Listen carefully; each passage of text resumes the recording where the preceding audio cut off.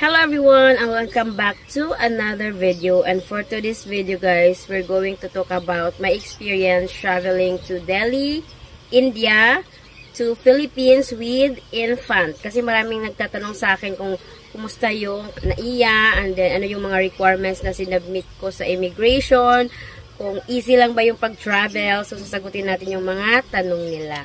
So, in my case, guys, ang flight namin, it was last April 12. Flight namin is 11 PM ng gabi.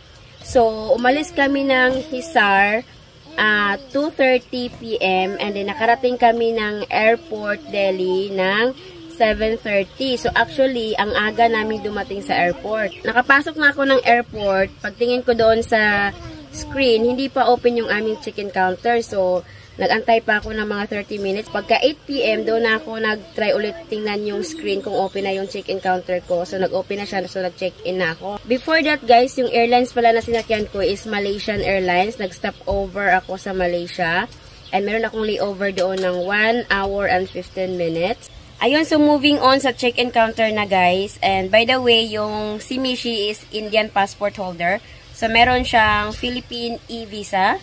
So, yun na nga, nag-check-in na ako, and sa mga may magta-travel na may baby, may mga infant or buntis or mga PWD, huwag kayong mag-alala kasi merong priority lane para sa inyo. So, mabilis lang yun. So, ayun na nga guys, nag-check-in na ako, and then yung binigay ko na requirements doon sa check-in counter is my passport, OCI, round-trip ticket, and for Mishi, yung kanyang passport, and then yung kanyang Philippine e-visa.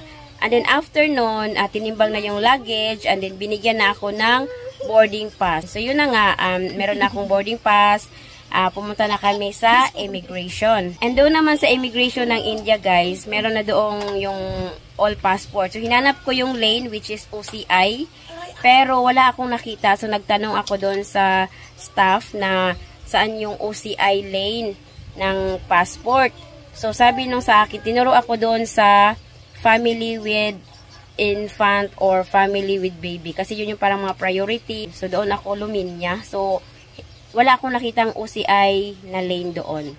So, ayun na nga, naglinya na ako doon sa family with infant. So, mabilis lang din kasi konti lang yung mga nagta-travel na may baby. So, ang hinanap naman sa akin is yung of course, boarding pass, round-trip ticket, my passport, my OCI, and then kay Mishi, passport din, and then yung kanyang Philippine e-visa. Hindi rin hinanap sa akin yung father's consent na letter. Baka magtanong kayo, bakit merong father consent, guys?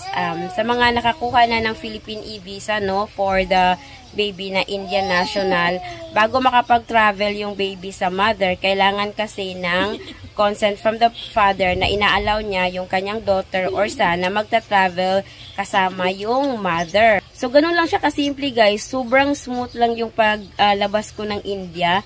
Ang mahirap lang is yung may baby talaga, kahit hindi naman iyakin yung baby nyo, yung pagkarga-karga, tapos may last check pa, yung kasama yung belt, mga watch nyo, lahat. Pero huwag kayong mag-alala kasi kung magta-travel kayo, nakasama lang yung baby, may mag-a-assist kasi din sa inyo, kaya okay lang. Kaya nyo yan, huwag kayong matakot. So, ayun na nga guys, nandun ako sa aming boarding gate. And isang nakakaloka ng very, very big. Delayed yung aming flight from India to Malaysia ng 1.5 hours. Pero yung layover ko is only 1 hour and 15 minutes. What happened? So, ayun na nga guys, nakasakay na kami ng eroplano papuntang Malaysia. And doon ako pinaupo sa infant seat. May bassinet doon. Kasi kapag gabi, nakakatulog yung baby doon sa parang basket or parang crib. So, yun na nga guys, sobrang late kami umalis ng New Delhi. At late din kami nakarating na Malaysia. Kaya ang nangyari, nagtanong ako sa cabin crew. Sinabi ko na meron akong connecting flight. Guys, saglit lang kasi may nananggot, guys. Guys, oh. Hindi natapos yung ating vlog, but wait a bit. Yun nga, nagtanong ako sa cabin crew na meron akong connecting flight pa Manila. And yun nga, sobrang delayed na ako kung ano yung gagawin ko. Tapos, sabi naman niya, don't you worry kasi paglapag namin, merong mag-a-assist sa inyo. And yung ano naman, yung airlines naman ang mag-a-arrange since hindi ko naman kasalanan daw. So, ayun nga, paglapag namin, meron nang nag-assist sa amin. And then, binigyan ako ng bagong boarding pass. Na-move na siya ng 10 a.m. yung flight namin.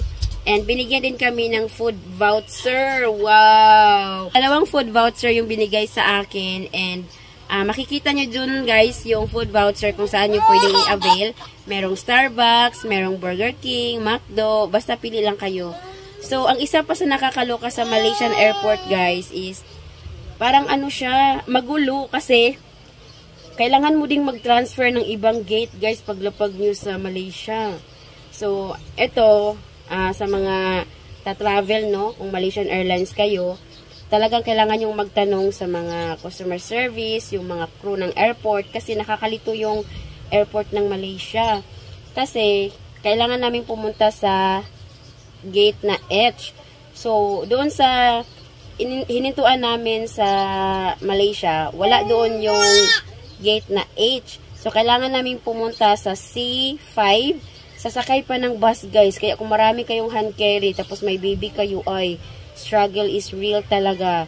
Kasi kailangan yung umakyat ay bumaba ng hagdan. Kaya I advise na konti lang yung dadalhin yung hand carry kung may baby kayo. Kasi mahirap maraming buhat. Tapos maglakad-lakad ka pa, hanapin mo pa yung gate mo. So better na yung lightweight, yung talagang kailangan lang ni baby yung i-hand carry nyo. So, ayun na nga guys, nagtanong ako kung saan yung C5 kasi nandun nga yung gate namin na H. H yun eh. Gate H4. Sumakay na ako ng bus puntang terminal. Iwan ko ng terminal yon. Tapos, doon ko na nakita yung aking gate. So, ayun, nakasakay na ulit kami ng plane papuntang Philippines. And then, paglapag namin dito sa Philippines, guys, ito na naman sa immigration, as usual.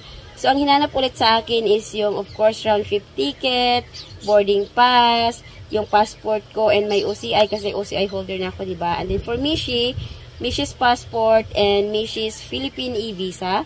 And then before that, guys, bago kayo pala mag-travel, before I forgot, kailangan yung kumuha ng e-travel. Lalagay ko na lang yung link sa description box para i-click nyo na lang. And then, sa immigration pa lang, tinanong ko kung kailangan nila yung e-travel. Sinabihan ako na hindi okay na. Pero gagamitin nyo yung e-travel guys sa exit na, sa last exit. Doon nila i-scan yung e-travel nyo and lalabas na kayo. So, ano pa ba? May nakalimutan pa ba akong mga information, mahalaga information para makatulong sa inyo? Let me think. So, ayun, hindi talaga hinanap sa akin yung father's consent sa India man, hanggang dito sa Pilipinas, pero iwan ko lang pabalik namin kung hanapin ba or hindi.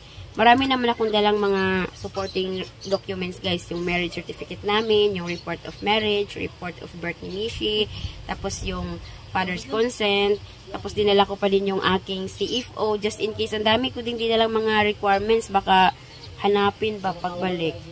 So, kung meron pa kayong ibang tanong guys, baka may nakalimutan ako, comment nyo lang dito sa video na to and babalikan ko kayo as promise. About naman sa Naiya, sobrang smooth nga lang yung aming travel.